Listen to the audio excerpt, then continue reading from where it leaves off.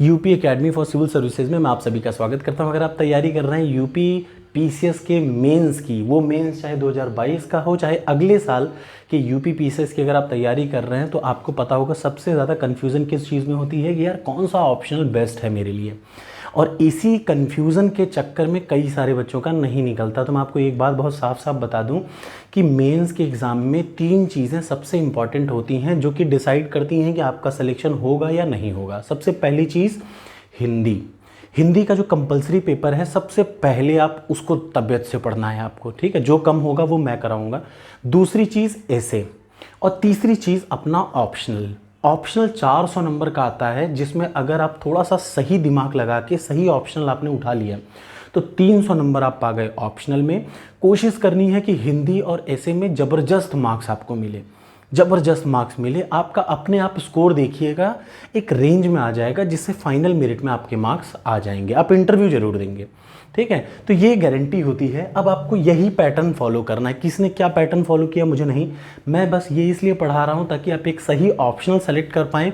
और अगर सही ऑप्शनल सेलेक्ट भी कर लिया तो उसमें कैसे 400 में से 300 के राउंड नंबर ला पाएँ, 300, 305, 310, इस 300 प्लस कैसे ले पाएँ, ठीक है। तो चलिए स्टार्ट करते हैं।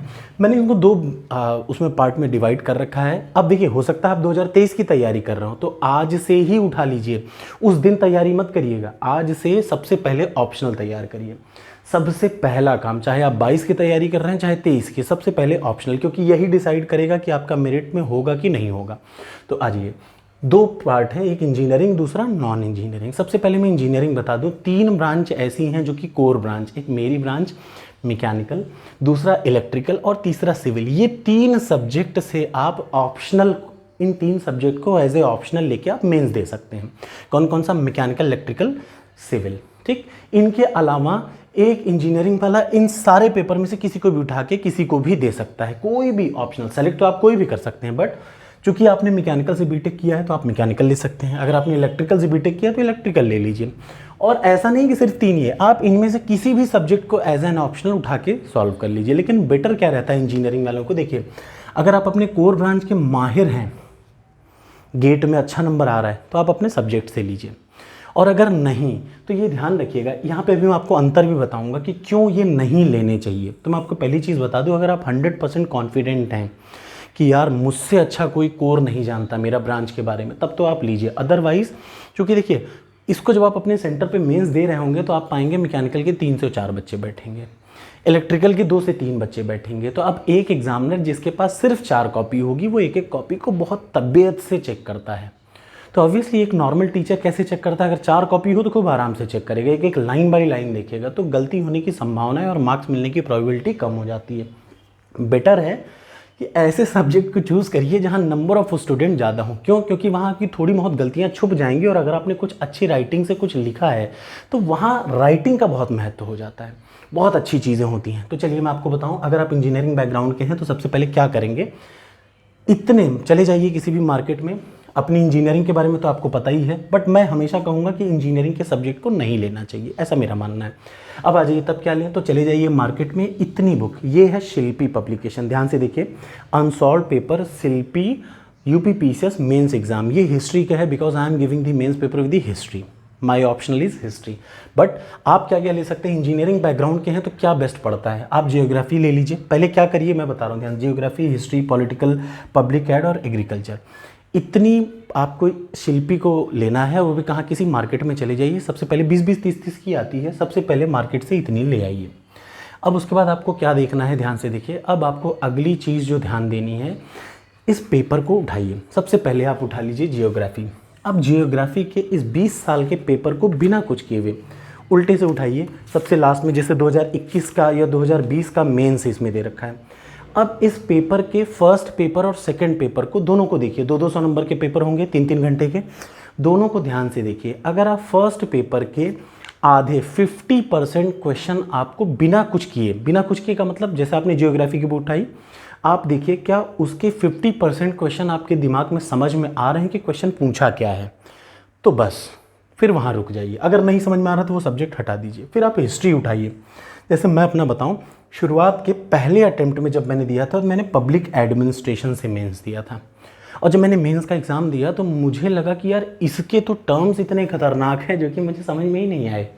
सेकेंड पेपर बहुत आसान था, लेकिन फर्स्ट पेपर में जो टर्मिनोलॉजी थी वो मुझे बहुत अच्छी नहीं लगी, तो मैं पहले ही समझ गया कि ये नहीं सही है। फिर मैंने क्या किया, ये तरीका अपनाया कि हिस्ट्री में how to get maximum marks कैसे देखा जाए। तो मैंने हिस्ट्री उठाई और मैंने पेपर देखा, यही काम किया।